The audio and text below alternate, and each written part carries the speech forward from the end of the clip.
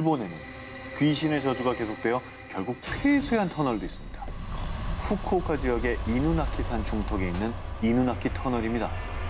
자, 그럼 과거 인기 아이돌이었던 그룹 슈가의 멤버 아유미 씨가 겪은 이야기가 굉장히 유명하죠. 이곳이 워낙 유명한 심령 스팟이다 보니 재미삼아 친구들하고 차를 타고 갔다고 합니다. 아유미 씨가. 뭐하러 가? 그렇게 터널을 여러 차례 왔다 갔다 하는데 귀신을 목격하지 못했대요.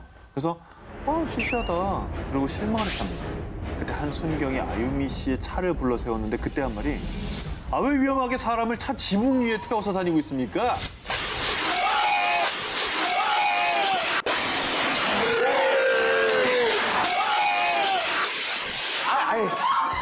닭살 돋았어, 진짜. 진짜 타지 마 좀. 뭐 있지 이 안에? 야, 저 캐비넷 좀 보고 와. 딸딸딸.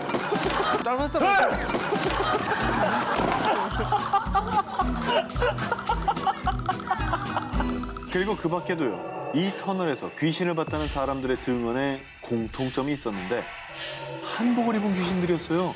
그리고 한국말을 하면서 뭐라고 얘기했는데?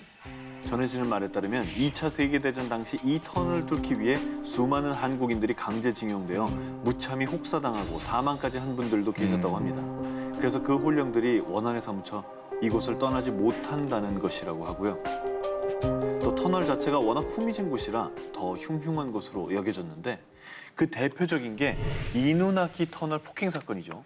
1988년 이 터널을 지나던 20살 우메야마 군은 신호대기를 잠시 정차했는데 그때 불량 청소년들이 이 차를 잡아타고 우메야마 코이치를 집단 폭행한 뒤에 살해한 사건입니다.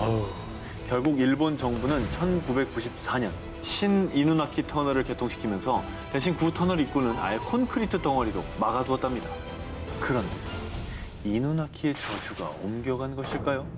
새로 개통한 신이누나키 터널에서도 밤늦게 차를 얻어 타려는 불명의 여자가 나타났다 사라진다는 증언이 속출하고 있다고 합니다. 등골이 서늘해지는 기묘한 이야기 19, 5입니다. 당신이 모르는 사이에 그리고 소름주의 도시의 괴담의 진실. 얼마 전에 이사를 했는데 누가 자꾸 문에 이상한 표시를 해놓는 것 같아요. 낮에 초인종이 울려서 모른 척했는데 나가보니까 X 표시가 되어 있었어요.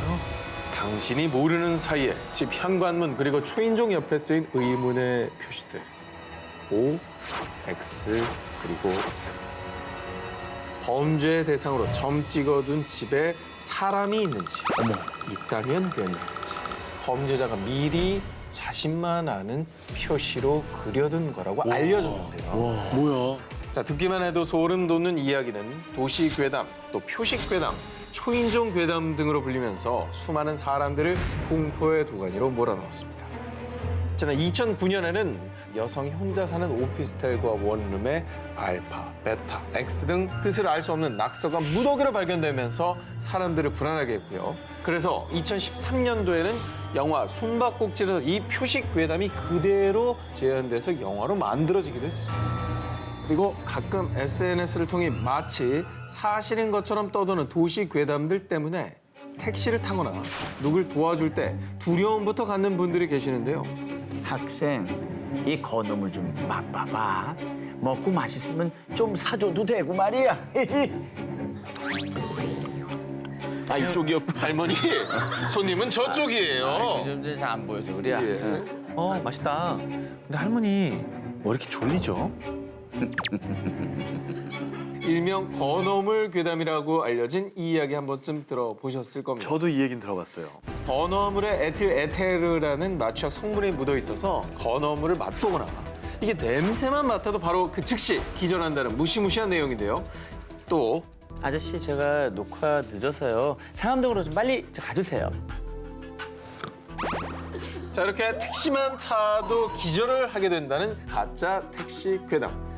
택시 문고리에 마취제를 적신 휴지 혹은 솜을 채워 넣어서요. 문고리를 만지게 되면 그 즉시 실신. 그 뒤에는 장기를 적출해서 팔아넘긴다는 흉측한 내용이 돌았습니다.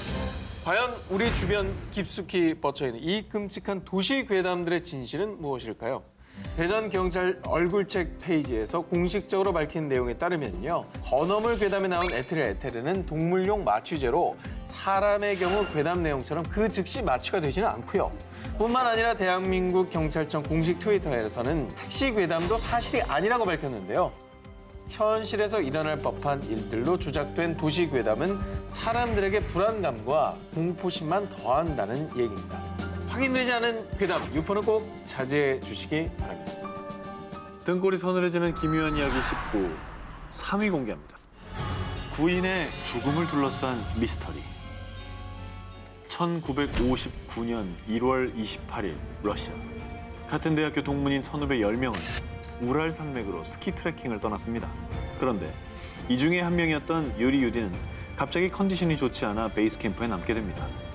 등반 5일째가 되던 날엔 예상치 못한 폭설이 내렸지만요. 당시 대장이었던 이고리 갸트로프는 베이스 캠프에 무전으로 무사하다는 소식을 전했고요. 훌라트 샤흐르산에 임시 캠프를 만들었습니다. 그런데 다음 날부터 갸트로프 팀과 연락이 끊어졌고요. 그들을 찾기 위해 수일 동안 수색하던 중 임시 캠프에서 약 1.5km 떨어진 지점에서 5명의 시신이 발견됐는데요. 시신을 본 사람들 모두 경악을 금치 못했습니다. 그 이유는 발견된 시신의 상태 때문이었죠. 이들 중 2명은 영하 30도까지 떨어지는 산속에서 달랑 속옷만 입은 채로 발견됐다는 겁니다. 웬일이야? 그리고 조금 떨어진 계곡에서 발견된 한 명은 두개골 골절, 또 한 명은 가슴뼈와 갈비뼈가 완전히 으스러졌고요. 나머지 한 명은 소름 끼치게도 혀가 아주 반듯하게 잘린 채로 발견됐다고 합니다. 웬일이야? 그리고 가장 이상했던 건 9구의 시신 모두 피부가 주황색으로 착색되고 머리카락이 하얗게 새인 모습을 하고 있었다는 겁니다. 상식선에선 다소 이해가 가지 않는 시신의 모습을 두고 미스터리한 가설들도 나왔는데 그 첫 번째는요. 러시아군의 비밀기지설입니다. 갸트로프 팀원 중 일부 옷에서 높은 수치의 방사선 양이 검출된 점을 미루어보아 핵실험이나 비밀 실험의 희생양이라는 설이었고요. 두 번째는 UFO설로요. 갸트로프 팀원들이 의문의 사망을 하고 난 몇 달 뒤 사고 인접 지역에서 둥근 원형의 발광 물체가 하늘을 나는 것이 보인다는 내용의 기록이 나왔다는 겁니다. 이게 외계인의 소행이라는 거죠. 그렇죠. 하지만 그 무엇도 또 그 어떤 것도 이들이 사망한 원인에 대한 미스터리를 풀지는 못했습니다. 등골이 서늘해지는 기묘한 이야기 19. 정말 에어컨 없이도 서늘하시죠? 몸에 털이 쭉 뼈썰 정도로 기묘한 이야기들을 들려드리고 있습니다. 자, 그러면 프리한 19 오늘의 1위 특종 후보를 만나보겠습니다. 살인범을 잡은 모모의 기억. 한밤중에 관을 두드리는 소리. 저부터 알려드리겠습니다. 미국에 사는 8살 소녀 제니퍼는 매일 밤 자신을 쫓는 살인범에게 끔찍하게 살해당하는 무시무시한 악몽에 시달리고 있었습니다. 이 일로 부모님과 함께 정신과 의사를 만나보기도 했지만요. 원인 모를 악몽은 멈추지 않았는데요. 그런데 반복되는 꿈의 내용이 너무나도 구체적인 것에 의문을 품게 된 정신과 의사는 제니퍼와 함께 경찰서를 찾아가 보았습니다. 정말 놀랍게도요. 미제 사건 중 제니퍼의 꿈과 완벽하게 맞아떨어지는 실제 사건이 존재한다는 것을 알게 됩니다. 뭐야. 자, 바로 제니퍼와 비슷한 또래 10살 소녀 랠프가 살해당한 사건이었는데요. 사건과 관련된 것들이 제니퍼의 꿈과 일치했고요. 결국 제니퍼의 진술을 토대로 실제로 랠프를 살해한 범인을 검거하기까지 했습니다. 무섭다. 자, 여기에는 정말 믿기지 않은 엄청난 사실이 숨겨져 있었습니다. 살인 사건의 피해자인 랠프가 제니퍼에게 심장을 이식해준 장기 기증자였다는 거죠. 자, 이 미스터리한 사건을 두고 미국 애리조나 대학교 정신의학과 교수 게리 슈워츠는 자신이 20여 년 넘게 연구한 셀룰러 메모리, 즉 세포 기억서를 주장했습니다. 심장을 비롯한 장기의 세포에는 기억 기능이 있어 장기를 이식할 때 기증자의 기억은 물론 습관, 재능, 취향 등이 수혜자에게 전달될 수 있다는 이론인데요. 기증자의 기억까지 전이된 제니퍼의 살해 외에 정말 소름 끼치는 사례도 있었습니다. 미국 조지아에 사는 소니 그레이엄은 신부전을 앓고 있었지만 정말 운 좋게도 심장을 이식받게 됐는데 수술은 성공적으로 마쳤지만 그 뒤부터 원인 모를 우울증에 빠지게 되었습니다. 결국 안타깝게도 자살로 생을 마감하고 맙니다. 어머, 그 귀한 심장을 이식받고도. 그렇습니다. 자, 그런데 뒤늦게 알게 된 놀라운 사실. 소니에게 심장을 이식해준 사람이 우울증에 걸려서 역시 자살로 생을 마감한 기증자였던 겁니다. 자, 과연 제니퍼의 악몽과 소니의 자살, 단순한 우연의 일치였을까요? 아니면 우리 몸속의 세포에 기억이 저장되고 있는 것일까요? 그러면 또 다른 1위 후보 이제 한 기자님. 아, 네. 이것도 무서울 것 같아요. 2015년 8월 25일 이 온두라스의 지역 뉴스에 충격적인 영상이 보도됐습니다. 뭘 부시고 있는데요? 뭘 꺼내? 부수고 있죠? 누구 있죠? 뭐야, 관인가? 이 무덤의 주인은 네이시 페레즈라는 여성입니다. 하지만 안타깝게도 결혼식을 치르기 며칠 전 갑자기 정신을 잃고 쓰러지고 말았습니다. 그 즉시 네이시는 병원으로 옮겨졌지만 안타깝게도 사망 선고를 받게 됩니다. 자, 그런데 장례식이 끝나고도 네이시의 곁을 떠나지 못하고 공동묘지를 밤새 헤매는 사람이 있었습니다. 바로 네이시의 남자친구였는데요. 에휴. 어느 순간부터 문득 남자친구의 귓가에 이상한 소리가 들리기 시작했습니다. 바로 무언가를 두드리는 소리였죠. 홀린 듯이 네이시의 묘지로 다가간 남자친구. 어느 순간 희미한 비명까지 듣는데요. 잠깐만, 이건 네이시의 목소리야. 내가 꺼내줘야 돼. 단단히 콘크리트로 마감해 놓은 네이시의 무덤을 부수기 시작합니다. 마침내 관뚜껑이 열린 그 순간 사람들은 충격적인 모습을 마주하고 맙니다. 왜?